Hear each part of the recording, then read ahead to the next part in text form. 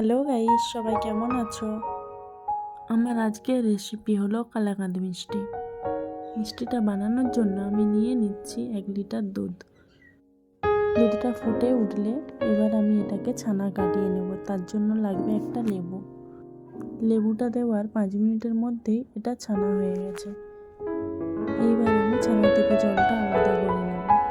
ভালোভাবে জল ঝরে গেলে এটাকে আমি সরিয়ে নেব। এইবার আরেকটি পাত্রে আমি 500 গ্রাম দুধ আরও ভালোভাবে ফুটিয়ে নেব। দুধটা ফুটে ফুটে কমে এলে তাতে আমি অ্যাড করব গুঁড়ো দুধ। দুধটা অনেক গাঢ় ছিল, সেই জন্য গুঁড়ো দুধটা কম করে দিলাম। তোমরা চাইলে একটু বেশি দিতে পারো। এইবার দুধটার মধ্যে আমি কয়েকটা ছোট এলাচ ছিঁড়ে দিলাম। এইবার দুধটার মধ্যে আমি পরিমাণ মতো চিনি দিয়ে দিলাম। আমরা একটু বেশি মিষ্টি খাই, সেই জন্য বেশি করে দিলাম। কেউ চাইলে কমও দিতে পারো।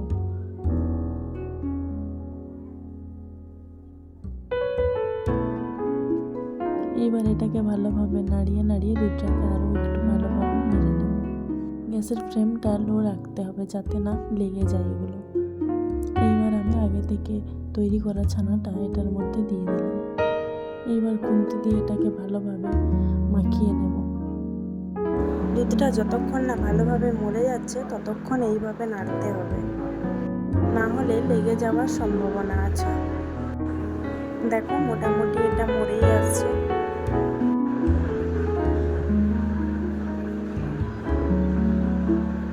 এইবার মোটামুটি সন্দেশ তৈরির মতো হয়ে গিয়েছে। এটাকে আমি নামিয়ে ঠান্ডা করে নেব। এইবার একটা জায়গাতে আমি একটু অল্প করে ঘি নিয়ে নেব, আর এই ঘিটাকে চারিপাশে আমি ভালোভাবে বুলিয়ে নিচ্ছি। গোলানো হয়ে গেলে আমি আগে থেকে তৈরি করে রাখা সন্দেশটা এর মধ্যে দিয়ে দেবো অল্প অল্প করে। ছানাটা পাত্রে দেওয়ার পর আমি একটু হাতে করে ভালোভাবে ম্যাশ করে নিয়েছি যাতে এটা ভালোভাবে বসে যায়। এইবার এটাকে আমি 2 ঘন্টা মতো ফ্রিজে রেখে দেব। 2 ঘন্টা পর ফ্রিজ থেকে বার করে নেবার পর এটাকে আমি পিস করে কেটে নেব।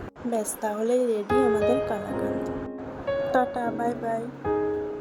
দেখা হবে পরের একটা ব্লগে।